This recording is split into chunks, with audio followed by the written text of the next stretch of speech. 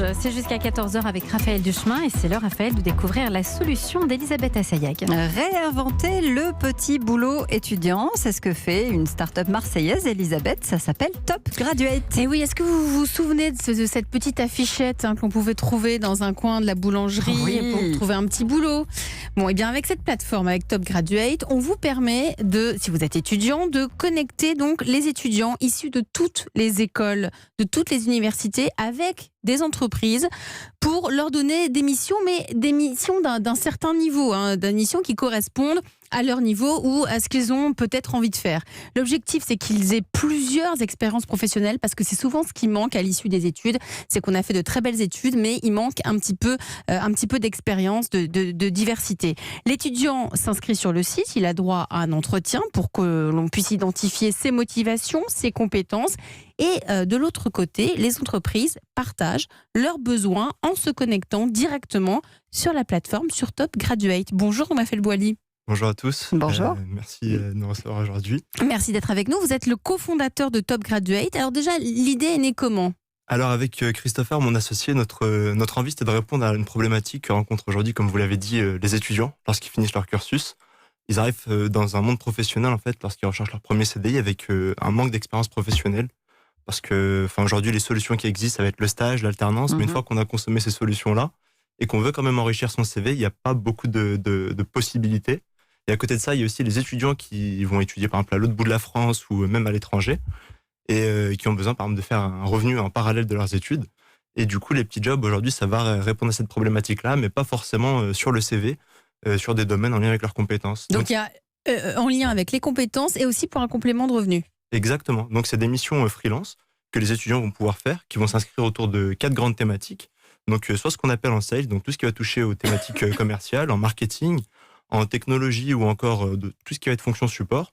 Et l'idée, c'est de permettre aux étudiants de gagner en expérience professionnelle, donc d'enrichir leur CV, de travailler de manière flexible et autonome sans tomber dans la précarité, et du coup de générer un revenu en parallèle de leurs études. Alors quand vous dites flexible et autonome, cela sous-entend que l'étudiant doit monter une espèce de statut d'auto-entrepreneur ? Exactement. En fait, aujourd'hui, ce statut d'auto-entrepreneur, c'est un requis d'un point de vue juridique pour que l'étudiant soit en mesure de se présenter à l'entreprise, non pas comme un étudiant, mais avec entre guillemets une casquette de consultant junior, où il va pouvoir du coup facturer ses services à l'entreprise. Il est lui-même en fait libre de facturer le prix qu'il juge le plus adéquat en fonction de la demande de l'entreprise.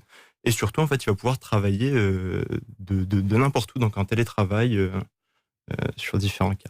Et c'est très Laurent. différent d'une junior entreprise, ça alors ? Alors ça peut y ressembler de l'extérieur, parce qu'effectivement, les juniors entreprises aujourd'hui travaillent pour des entreprises sur des missions qu'elles leur délèguent. Nous, on a un peu choisi de s'inspirer de ce modèle-là, du modèle du consulting également, pour promouvoir la solution au plus grand nombre d'étudiants. Parce qu'aujourd'hui, par exemple, dans les écoles de commerce, les juniors d'entreprise vont s'adresser à une trentaine, une quarantaine d'étudiants qui auront la chance d'en faire partie et donc de valoriser l'expérience sur leur CV. Mais beaucoup d'étudiants n'ont soit pas été retenus ou sinon n'ont pas eu le temps de s'engager dedans. Nous, aujourd'hui, la solution, c'est vraiment de permettre à l'étudiant de travailler quand il le veut et surtout quand il le peut, en fait. Ça veut dire que c'est beaucoup plus large en fait, ça peut toucher n'importe quel type d'étudiant. Effectivement, du moment que... Par rapport aux fameuses juniors entreprises. C'est ça, donc aujourd'hui, la plupart des étudiants qu'on a, on approche bientôt les 1000. Ils sont issus d'universités, d'IAE, d'écoles de commerce, d'écoles d'ingénieurs. En fait, pour peu qu'ils aient des compétences à valoriser et qu'ils soient motivés, ils sont les bienvenus sur la plateforme. Il y a un coût pour l'entreprise ou pour l'étudiant auto-entrepreneur ? Alors non, c'est totalement gratuit. Pour l'étudiant, c'est à 100%. Pour l'entreprise, il y a 2 formats. Il y a un format, en fait, où elle peut partager ses besoins de manière gratuite et elle réceptionne les propositions des étudiants. Et il y a un second format qu'on a développé, qui est l'offre, entre guillemets, clé en main, où du coup, elle bénéficie d'une option annexe à sa mission et qui lui permet d'avoir une gestion de projet déléguée. Ça veut dire quoi ? En fait, on va positionner un chef de projet expérimenté sur ses missions, qui va du coup piloter l'étudiant ou le groupe d'étudiants sur les 3 grandes étapes, donc le cadrage de la mission, la présélection du profil pour elle, et après le suivi, le reporting en mission. Mais du coup, comment vous payez-vous alors ? Oui. Alors nous, en fait, on a une rémunération qui s'axe sur une commission qu'on prélève sur les missions. Sur l'entreprise ?